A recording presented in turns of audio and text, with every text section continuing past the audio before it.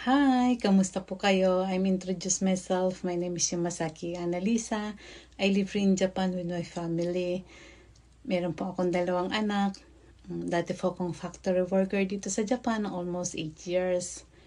Pero po ngayon, pinag-resign po ako sa trabaho. Sa bahay na lang po daw ako tumulong para po magabayan po ang aking mga anak. Asawa ko po ay isa pong farmer dito po sa Japan. Katuwang niya na po ako ngayon. Hindi po pala madaling maging isang farmer, lalo na po sa katulad ko po, wala pong experience about sa farm. Kalaban mo po yung panahon, at saka lalo po kung wala kang makabagong makinarya na tutulong upang mapabilis at mapagaang po ang trabaho.